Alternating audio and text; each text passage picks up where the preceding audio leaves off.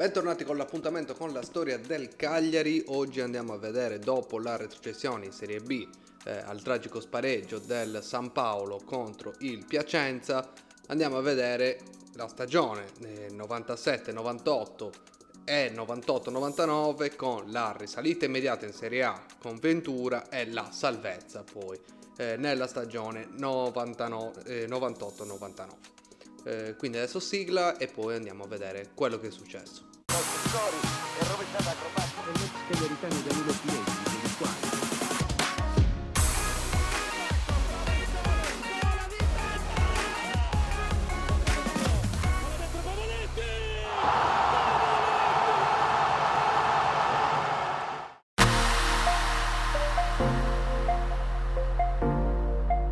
Come abbiamo visto nella puntata precedente, le frontiere, tra virgolette, del mercato a livello europeo sono state parzialmente abbattute, quindi con la quantità di stranieri, però sempre comunitari, a livello europeo portata da 3 a 8, il mercato ha un'impronta molto più internazionale.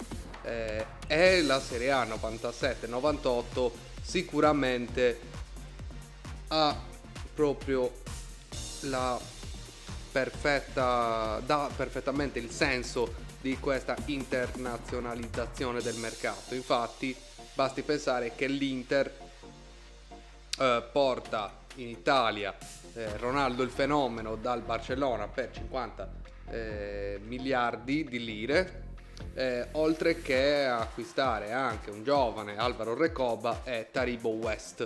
La Juventus invece, che cede Christian Vieri all'Atletico Madrid, rispedisce Boksic alla Lazio, acquista invece Pippo Inzaghi dall'Atalanta, capocannoniere la stagione precedente, e Daniel Fonseca dalla Roma. Il Milan, dopo il fallimento con Tabarez e Arrigo Sacchi, torna da Capello, richiamandolo dal Real Madrid, e diciamo che non costruisce proprio la squadra più forte degli ultimi anni, nonostante poi l'anno successivo tornerà a vincere il campionato. Però comunque acquista Taibi per la porta, Zighe, Ba e Leonardo, oltre a Kluivert e il ritorno di Roberto Donadoni. L'unica cessione sarà Dugarry, che l'anno precedente ovviamente non è riuscito a lasciare il segno. Per il Parma invece, che comunque continua a cullare il sogno di vincere il campionato, non ci sono movimenti di rilievo se non il ritorno di Stefano Fiore. La Fiorentina porta in Italia Edmundo o Animal, la Roma, affidata a Zeman, si rinforza con Cafu, Eusebio Di Francesco e Paolo Sergio. La Lazio, che invece è affidata a Sven-Goran Eriksson, acquista Mancini dalla Sampdoria, Jugovic e Almeida. La Samp, che ovviamente con la cessione di Mancini riporta in Italia Jürgen Klinsmann, oltre che prelevare Bogossian dal Napoli, se non sbaglio, o dal Parma, non ricordo, una delle due squadre comunque. Mentre gli altri colpi di mercato saranno il Napoli, che si rinforza in attacco con gli arrivi di Claudio Bellucci e Igor Protti, il Bologna, che prende Baggio dall'Inter, l'Udinese, che porta in Italia Jorgensen, resterà in Italia per svariati anni, il Vicenza, che si appresta a fare il suo cammino in Coppa delle Coppe, si rinforza con Arturo Di Napoli in attacco, Pasquale Luiso sempre in attacco, Zauli e Ambrosini per il centrocampo. Il Piacenza, tutto italiano, punta sui giocatori di esperienza come Giovanni Stroppa e Vierkovud. L'Atalanta chiama Lucarelli, un giovane Cristiano Lucarelli, per sostituire la partenza di Pippo Inzaghi. Il Bari porta e fa esordire nel massimo campionato italiano un giovane Gianluca Zambrotta, oltre che l'attaccante Masinga. Il Brescia si affida alle giocate di Andrea Pirlo e i gol di Darione Hübner. L'Empoli affidato a Spalletti si rinforza con Tonetto e un altro giocatore che vedremo tra poco, mentre il Lecce, neopromosso in Serie A, che ha a che fare col Cagliari, adesso lo vediamo, si rinforza con Conticchio e l'ex Cagliari Ciccio Cozza, nella stagione precedente, come abbiamo visto, al Cagliari.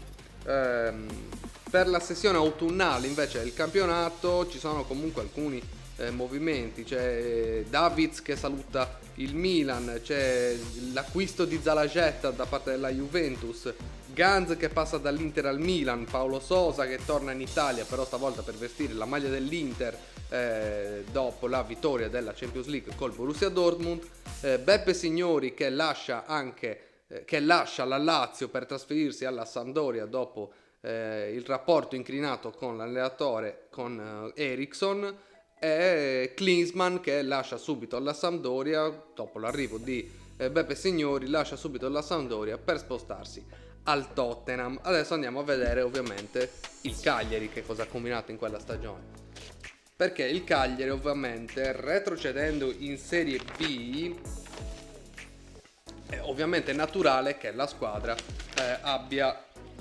sia stata smantellata, perché comunque i grandi giocatori che avevano lasciato il segno, tra virgolette, i migliori giocatori del Cagliari siano stati portati via dalle società che dovranno affrontare il campionato di Serie A nel 97-98. Infatti il primo nome che va via è il capitano Pierpaolo Bisoli, ricordiamo che ha speso entrambe 2 volte tibia e perone per la causa Cagliari, che si sposterà, abbiamo detto, all'Empoli, è lui insieme a Tonetto il rinforzo dell'Empoli per la stagione 97-98.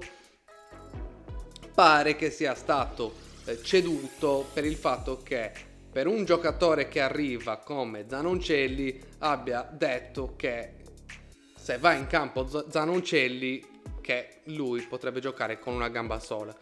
Ovviamente questo mette in crisi, cioè getta le basi per una crisi a livello di spogliatoio per il Cagliari, e questo porta alla sua cessione. Oltre a lui va via anche Banchelli, che andrà via però in autunno, scambiato con Carruezzo, lo scambio avviene con la Reggiana. Sterchele a fine prestito tornerà alla Roma. Bettarini verrà venduto alla Fiorentina. Il colpo più remunerativo per il Cagliari sarà la cessione di Giuseppe Pancaro alla Lazio. Andrà via anche il Cobra Tovalieri che andrà alla Sampdoria. L'altro portiere Pascolo andrà al Nottingham Forest e Ciccio Cozza, come abbiamo già visto, andrà al Lecce. Per risistemare la squadra arriveranno ben 5 giocatori dal Lecce. 5 giocatori dal Lecce perché? L'allenatore che si siede sulla panchina del Cagliari per quell'anno è Giampiero Ventura. Giampiero Ventura è reduce da una doppia promozione dalla C alla A proprio con il Lecce, ha i suoi giocatori fedelissimi, quindi ceduto Cozza al Lecce, dal Lecce arrivano Zanoncelli, Macellari, Centurioni, De Patre e Cavezzi. Oltre a loro, per la porta, visto che sia Sterchele sia Pascolo sono stati ceduti, tornerà dal prestito alla Regina Alessio Scarpi, prodotto del vivaio del Cagliari, oltre che Vasari, che arriverà dal Palermo e si rivelerà comunque un ottimo fantasista, anche se nelle cronache viene definito come ala tornante, anche se aveva qualità estremamente da trequartista. Andrò abbastanza veloce per la stagione di Serie B perché comunque nonostante alti e bassi come al solito del Cagliari, riuscirà naturalmente a tornare subito in Serie A con comunque una squadra che è ovviamente reduce da un campionato di Serie A che poteva tranquillamente affrontare in modo molto più sereno ed evitare la retrocessione, e non ha venduto effettivamente tutti gli interpreti della stagione precedente, quindi un Cagliari abbastanza solido che riesce a fare un'ottima stagione in Serie B, chiudendo il girone d'andata al terzo posto dietro Salernitana e Venezia, che stanno ammazzando il campionato, la Salernitana soprattutto, che poi chiuderà il campionato con svariati punti di vantaggio sulle inseguitrici. La 27esima giornata il Cagliari si trova a più 9 sulla quarta in classifica e più 11 sulla quinta, quindi si trova poi nei risultati consecutivi arrivare alla 35esima giornata con la classifica che dice Salernitana 68, Cagliari e Venezia 61 a pari punti, Torino 58 e Perugia 53. Le ultime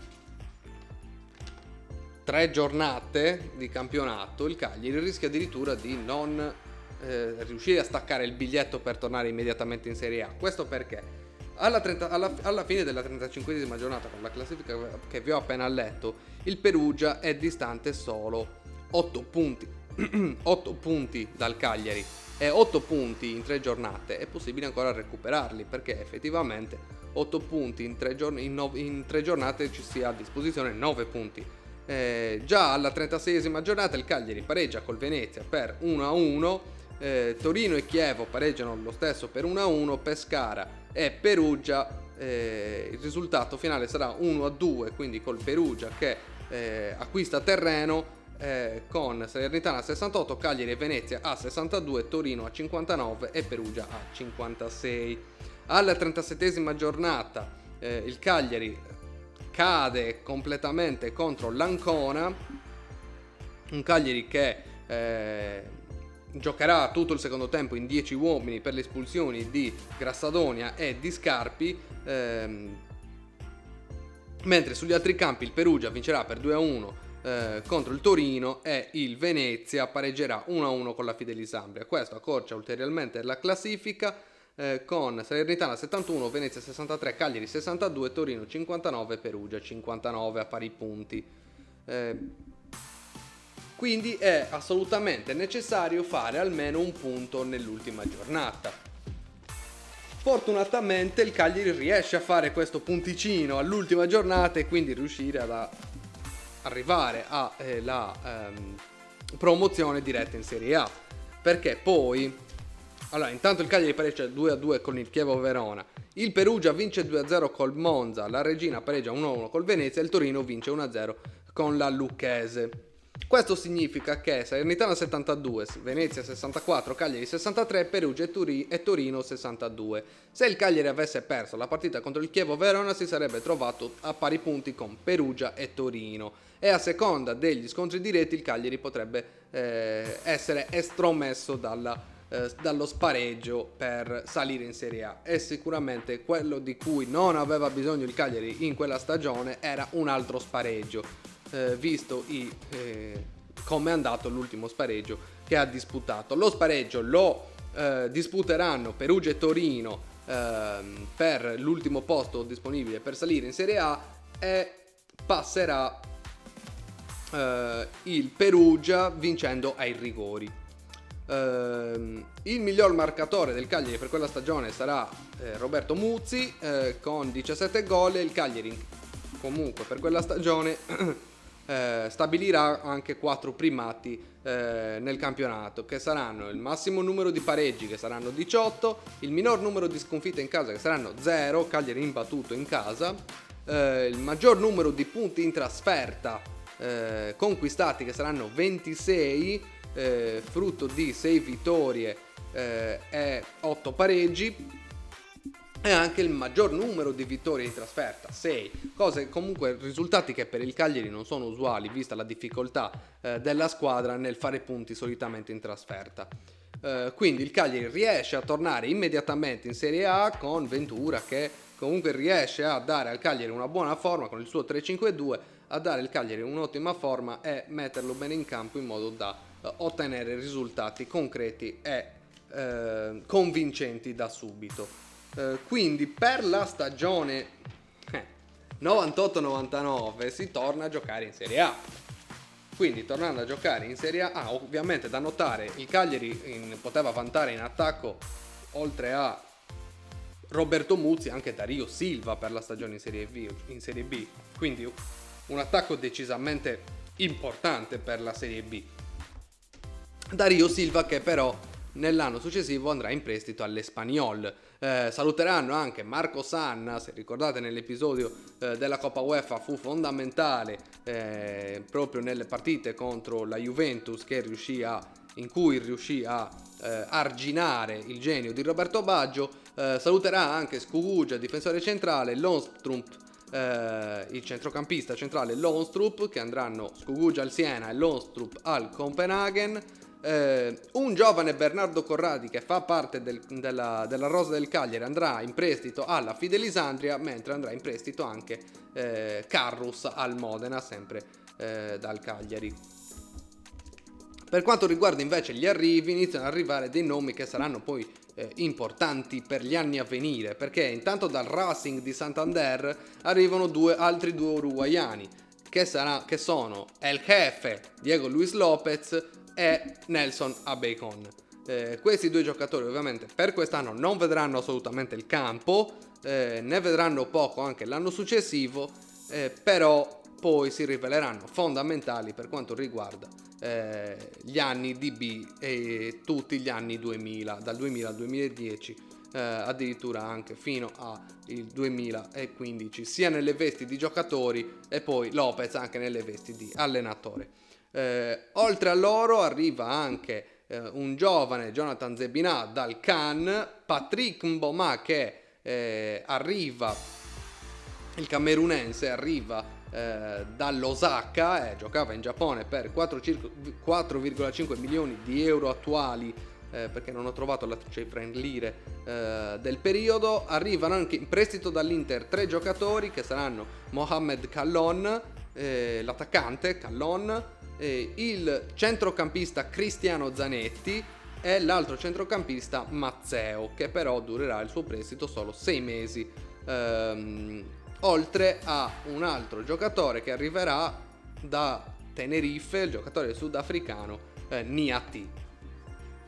Per quanto riguarda invece la Serie A, il mercato estivo della Serie A, ci sono un paio di colpi importanti. Per esempio Baggio torna subito all'Inter dal Bologna, Pirlo lo stesso viene acquistato dall'Inter dal Brescia, e anche Nicola Ventola passa dal Bari all'Inter. Il Parma acquista Bogossian dalla Sampo, Fuser dalla Lazio e Veron dalla Sampdoria. Fernando Couto torna in Italia, questa volta per vestire però la maglia della Lazio. Mihailovic lo stesso passa dalla Sampdoria alla Lazio, una Lazio che comunque costruisce uno squadrone per quell'anno, perché arriva anche Dejan Stankovic dalla Stella Rossa, Salas dal River Plate, Sergio Conceição dal Porto, e torna in Italia anche Christian Vieri dall'Atletico Madrid. Il Milan porta in squadra 2 giocatori che seguono l'allenatore, perché l'allenatore del Milan è Alberto Zaccheroni, allenatore l'anno precedente dell'Udinese. Infatti proprio dall'Udinese arriveranno al Milan Thomas Elveg e Olivier Biro. Beppe Signori, dopo i suoi pochi mesi alla Sampdoria, cambia di nuovo casacca, andando a giocare nel Bologna. La Salernitana riporta in Italia dai Rangers Glasgow Gennaro Gattuso. Arriva anche Nakata dall'Iratsuka, squadra giapponese, che cede Nakata al Perugia, mentre il Parma riaccoglie Asprilla, che torna dal Newcastle e torna al Parma. Quindi questo era il mercato di Serie A estivo. Perché estivo? Perché questa volta per il primo anno il calciomercato non sarà più in sessione autunnale, il mercato di riparazione non sarà più in sessione autunnale, ma bensì sarà in sessione invernale. Quindi è il primo anno in cui c'è la sessione invernale di calciomercato a gennaio. Quindi mi sto incasinando con i fogli. Ok, andiamo qua. Andiamo a parlare della stagione del Cagliari, che abbiamo visto essersi comunque rinforzato con dei giocatori che in prospettiva scopriremmo essere dei buoni giocatori. Il Cagliari va all'insegna del suo solito trend in Serie A, e cioè fare punti in casa e perdere in trasferta. Infatti nelle prime 10 giornate ci sono 6 partite in casa che finiscono tutte con dei punti conquistati e 4 partite in trasferta con 0 punti conquistati. Infatti si conquistano punti contro l'Inter, la Sampdoria, il Milan, Bari, Piacenza e Parma, mentre non se ne fanno assolutamente in trasferta sui campi di Juventus, Lazio, Vicenza ed Empoli. Nelle 6 partite in casa si va 2-2 all'esordio con l'Inter, dopo essere passati 2 volte in vantaggio al primo tempo ed essere poi recuperati nel secondo. Il 5-0, sonorissimo 5-0 sulla Sampdoria, la vittoria per 1-0 col gol di Tiziano De Patre contro il Milan, lo scoppiettante 3-3 col Bari e il 3-2 col Piacenza con l'indimenticabile gol in rovesciata di Roberto Muzzi a siglare il 3-2 finale. L'ultima vittoria di queste prime 10 giornate arriverà con l'1-0 sul Parma. Per le prime 10 giornate il Cagliari comunque si troverà in una situazione di classifica decisamente ottima per una squadra neopromossa. Infatti la classifica reciterà Fiorentina a 21, Juventus, Milan e Roma a 18 punti, Parma a 16, Bologna, Cagliari e Inter 14 punti. Quindi sostanzialmente una situazione di classifica abbastanza tranquilla. Nelle successive 4 giornate, quindi dall'11ª alla 14ª, il Cagliari va incontro a 4 sconfitte consecutive. Si perde a Udine contro l'Udinese, si perde in casa contro il Venezia per 1-0, si perde a Perugia contro il Perugia per 2-1 e poi si perde nuovamente in casa per 1-0 contro il Bologna con gol di Beppe Signori. Alla 14ª giornata il Cagliari ovviamente ha perso decisamente terreno e si trova a soli 2 punti dalla quartultima posizione. Infatti la classifica dice Piacenza 16, Udinese 16, Cagliari, Samp 14, Empoli, Salernitana e Vicenza 12, Venezia 11. Qui finisce, si conclude anche il 1998 e Giampiero Ventura nota che c'è qualcosa che va aggiustato, e questa cosa che va aggiustata è semplicemente la posizione di Fabian O'Neill. Fabian O'Neill viene arretrato, viene avanzato dalla posizione in mediana in cui stava giocando, viene portato più vicino alle punte, quindi in una posizione, una sorta di trequartista. Con questo cambiamento ovviamente in mediana viene inserito Cristiano Zanetti e con questi accorgimenti il Cagliari avrà comunque una situazione in campo abbastanza molto più equilibrata e molto più improntata all'attacco, anche perché effettivamente già i gol non sono mancati, perché non c'è stato per esempio neanche uno 0-0 in queste prime 14 giornate di campionato, con la squadra che comunque ha segnato, e vedremo a fine girone di andata un po' quanti giocatori sono andati in gol e quanti gol hanno fatto.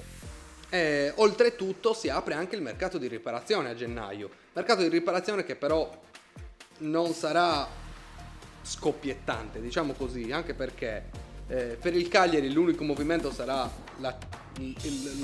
verrà rispedito al mittente Mazzeo all'Inter, che poi lo girerà in prestito al Brescia. Mentre per quanto riguarda il panorama nazionale, il colpo sicuramente più importante sarà quello di Thierry Henry, che arriverà alla Juventus dal Monaco. È un altro, in chiave salvezza però, colpo importante del mercato di gennaio sarà il prestito di Alvaro Recoba, che dall'Inter andrà al Venezia. Invece il colpo del bidone sarà Fabio Junior alla Roma.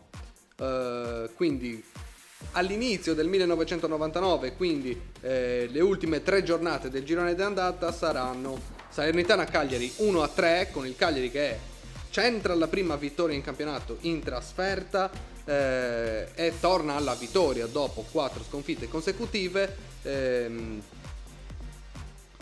mentre alla 16ª giornata va in scena Cagliari-Roma a Sant'Elia. È un Cagliari-Roma che finisce 4-3, scoppiettante, perché comunque Cagliari in vantaggio, Roma che riesce a rimetterla in pareggio, Cagliari che torna in vantaggio, Roma che pareggia di nuovo, Cagliari di nuovo in vantaggio, Roma pareggia di nuovo e poi al 90° O'Neill riesce a siglare il 4-3 definitivo. O'Neill che fa una partita, una delle migliori partite con la maglia del Cagliari, perché tra giocate di fino, 2 gol eccetera, riesce a trascinare il Cagliari alla vittoria. Insieme a lui i 2 gol di Muzzi. Per la Roma ci sarà la doppietta di Del Vecchio non mi ricordo chi segna l'altro gol. 17ª giornata invece il Cagliari, nell'ultima giornata d'andata il Cagliari cade contro la Fiorentina, che comunque, signori, stiamo parlando di una Fiorentina con Gabriel Battistuta, Edmundo, Rui Costa, uno squadrone. Fiorentina allenata tra l'altro da un Giovanni Trapattoni col dente avvelenato nei confronti del Cagliari. Fiorentina che vincerà per 4-2 con 3 gol di Battistuta e un gol di Edmundo. Per il Cagliari segneranno Fabian O'Neill e Tiziano De Patri. Quindi si chiude così il girone di andata, con il Cagliari che comunque si trova a essere in una posizione di classifica abbastanza tranquilla, perché la classifica dice che il Cagliari ha 20 punti, il Perugia ne ha 19, il Piacenza ne ha 18, la Sampdoria 15 a pari punti con Venezia e Vicenza, l'Empoli 14 punti con 2 punti di penalizzazione a causa di una presunta combin o tentata corruzione per una partita contro la Sampdoria, e ultima in classifica ancora la Salernitana con 13 punti. Per il girone di andata, sì, da segnalare assolutamente gli 11 gol di Muzzi, i 5 gol di Callon, 3 di Berret e 4 di Tiziano De Patri. Comunque un Cagliari che riesce a segnare e andare in gol con regolarità nonostante una sola vittoria in trasferta, ma che ha fatto sicuramente del Santeria la fortezza inespugnabile. Quindi con un Cagliari che riesce ad andare in gol in trasferta regolarmente. Quindi il girone di ritorno si apre con un'altra sconfitta. È una sconfitta anche molto pesante, perché il Cagliari perde per 5-1 contro l'Inter. Ovviamente una pesante sconfitta che però non intacca, diciamo, il cammino del Cagliari. Nelle successive però 7 partite il Cagliari, che comunque rimane tranquillo grazie ai punti accumulati nelle partite in casa del girone d'andata, un Cagliari che riesce a vincere per 1-0 contro la Juventus prima di andare incontro a 2 pareggi consecutivi, e saranno pareggi per 0-0. Poi seguiranno la sconfitta col Milan a San Siro, il pareggio per 1-1 col Bari in trasferta, la vittoria per 1-0 sul Vicenza e la sconfitta a Piacenza per 2-0. Con questi risultati il Cagliari comunque riuscirà ad accumulare abbastanza punti per rimanere comunque in una posizione di classifica abbastanza tranquilla. Il dato però che salta all'occhio in quella fase di campionato è che il Cagliari non riesce più a segnare, perché in quelle 7 partite il Cagliari segnerà solo 3 gol, di cui uno addirittura è un'autorete, che sarà l'autorete di Necruz nella partita contro il Bari. A questo punto la domanda che ci si fa nell'ambiente cagliaritano è: che fine ha fatto Patrick Mboma? Perché Mboma, arrivato a Cagliari con tutti i grandi onori della cronaca, non sta incidendo, non riesce a segnare, addirittura è stato fuori per un bel po' di tempo, e quindi alla domanda dov'è Mboma lui stesso risponde con ben 7 gol nelle ultime 9 partite. 7 gol che saranno fondamentali per comunque confermare il Cagliari in Serie A, ma la cosa che comunque lascia riflettere è anche che Mboma si sia svegliato magicamente proprio quando è ora di rinnovare i contratti. Mboma arriva esattamente alla 26ª giornata, quindi il Cagliari, dopo le 7 partite in cui ha segnato solamente 3 gol, si trova in una posizione di classifica comunque che rimane tranquilla, perché alla 25ª giornata la classifica dice Bari 30, Cagliari 29, Perugia 28, Piacenza 25, Salernitana 23, Sampdoria 23, Vicenza 23, Empoli 16.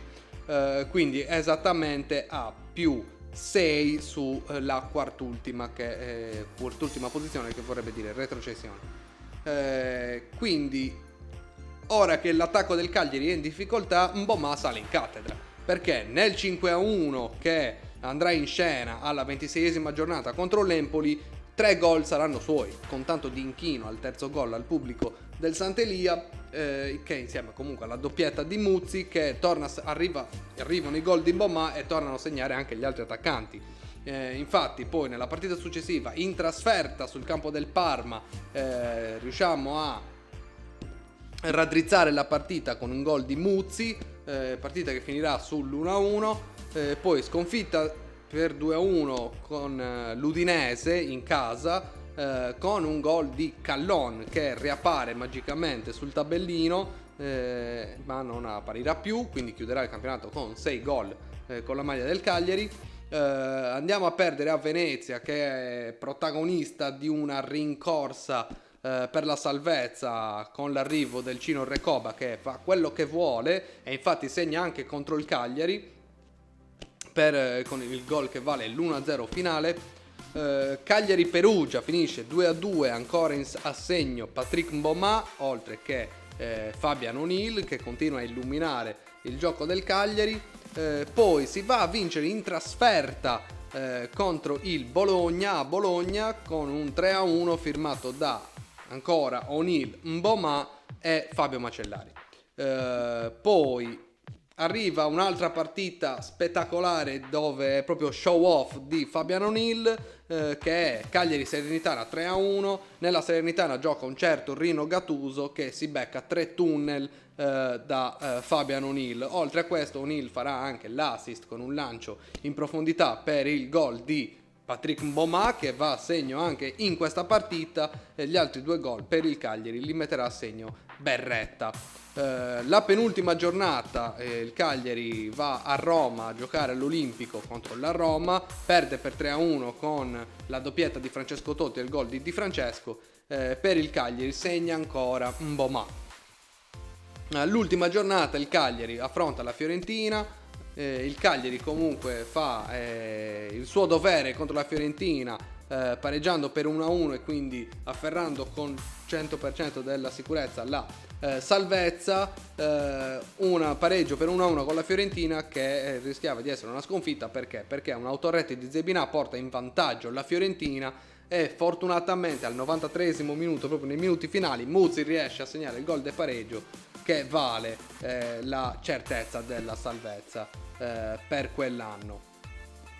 Quindi un Cagliari che sicuramente è stato bellissimo e affascinante nelle gare interne, ma sicuramente non allo stesso modo convincente per le partite in trasferta. Un andamento che a Cagliari persisterà nel tempo, e persiste nel tempo sia andando a ritroso sia andando in avanti, perché il Cagliari comunque riesce a esprimere un buon calcio quando gioca al Sant'Elia, quando gioca a Cagliari, ma quando si trova a giocare in trasferta non riesce mai a convincere. Quindi, chiusa questa stagione in Serie A, prima di andare a vedere poi nella prossima puntata la stagione 99-2000, dove tornerà due allenatori torneranno a sedersi sulla panchina del Cagliari. Uno è Oscar Washington Tabarez, che torna a sedersi sulla panchina del Cagliari solo per un mese, prima di lasciare il posto a un allenatore che, con 2 panchine che ha fatto a Cagliari, 2 retrocessioni, che si tratta di Renzo Olivieri. Da segnalare il fatto che Giampiero Ventura, ovviamente già con le valigie pronte per andare via da Cagliari, Giampiero Ventura, che sarà l'unico allenatore della gestione Cellino a essere in grado di fare 2 stagioni complete sulla panchina del Cagliari. come lui nessuno. L'unico che ci è andato vicino è Massimiliano Allegri, che però alla seconda stagione verrà esonerato a 5 giornate dalla fine per una scenata di gelosia, così dicono, di Massimo Cellino, che comunque non ne poteva più di vedere Allegri concentrato più sulle richieste di Milan, Juventus e altre grandi squadre, piuttosto che essere Allegri concentrato sul Cagliari. Quindi i verdetti della Serie A e della calcio internazionale di quell'anno saranno il Milan, campione d'Italia, lo spareggio UEFA, che sarà cioè lo spareggio UEFA perché Milan, Juventus e Udinese arrivano a pari punti per l'ultimo posto disponibile per entrare in Coppa UEFA, con l'Udinese che la spunterà perché con lo 0-0 all'andata a Udine e l'1-1 al ritorno a Torino, l'Udinese passerà in Coppa UEFA per la regola dei gol segnati in trasferta, quindi la Juventus si dovrà accontentare di fare l'Intertoto. Il capocannoniere per il secondo anno consecutivo, perché anche l'anno precedente, che non ho detto, il capocannoniere è stato Marzio Amoroso dell'Udinese. In Champions eliminate la Juve e l'Inter ai quarti dalla vincitrice, che sarà il Manchester United. Manchester United, ricordiamo, la finale di quella Champions League che ribalterà l'1-0 del Bayern Monaco nei minuti di recupero con i gol di Sheringham e Solskjaer al Camp Nou di Barcellona. Italiane che però saranno vittoriose nelle altre due competizioni europee, cioè la Coppa delle Coppe e la Coppa UEFA. In Coppa delle Coppe la Lazio vincerà in finale 2-1 per 2-1 contro il Mallorca con i gol di Vieri e Nedved, partita giocata a Villa Park, quindi lo stadio dell'Aston Villa. E in Coppa UEFA invece il Parma vincerà la sua seconda Coppa UEFA con un sonoro 3-0 firmato Crespo, Vanoli e Chiesa a Mosca. Per la stagione precedente invece i riverdetti delle competizioni europee saranno, perché comunque io mi sono dimenticato di dirvi il cammino del Vicenza in Coppa delle Coppe. Vicenza che aveva vinto la Coppa Italia l'anno precedente, quindi l'anno 97, e il campionato lo vincerà la Juventus intanto nella stagione 97-98. Il capocannoniere non sarà Marzio Amoroso, ma sarà Oliver Bierhoff. Guardatevi questa classifica marcatori, che meraviglia che è. La Lazio vincerà la Coppa Italia, la Juventus perderà per 1-0 in finale contro il Real Madrid, la Juventus che inizia o continua la sua tradizione delle sconfitte in finale. La Coppa UEFA la vincerà l'Inter in una finale tutta italiana con la Lazio, Inter che vincerà 3-0, rimasta negli annali comunque il gol di Ronaldo con il doppio passo ubriacante ai danni di Gianluca Marchegiani, mentre nella Coppa delle Coppe il cammino del Vicenza si interromperà soltanto in semifinale contro i vincitori poi della Coppa del Chelsea, il Chelsea di Zola, di Gianluca Valli, Roberto Di Matteo eccetera, comunque con il Vicenza che si toglierà lo sfizio di vincere 1-0 al Menti contro il Chelsea, per poi comunque perdere per 3-1 a Stamford Bridge.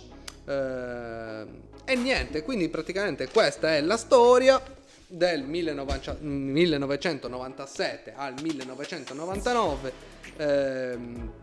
con un Cagliari che è riuscito comunque a conquistare una salvezza in Serie A nonostante il rendimento scadente in trasferta, grazie al rendimento, una salvezza costruita in casa. Quindi niente, questa è il proseguo della storia prima di andare incontro a 5 anni decisamente molto più complicati che vedremo nelle prossime puntate di Cagliari Calcio Story. Quindi io vi consiglio di andare a vedere anche il rimonte rossoblu, dove ci sono le rimonte del Cagliari oltre il 90° dal 2000 al 2024, serie che ho completato in questa settimana passata con l'ultimo episodio che è uscito giovedì. Poi ci vediamo ovviamente martedì con il punto sul mercato, in cui comunque do una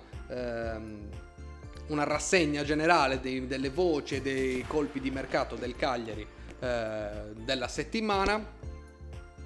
Se non l'avete ancora fatto, vi invito a iscrivervi al canale, attivare la campanella. Se volete supportare, se vi è piaciuto il video, ovviamente mettete anche un mi piace e ovviamente condividetelo con i tifosi del Cagliari o con chi ha vissuto quell'epoca, perché magari può dare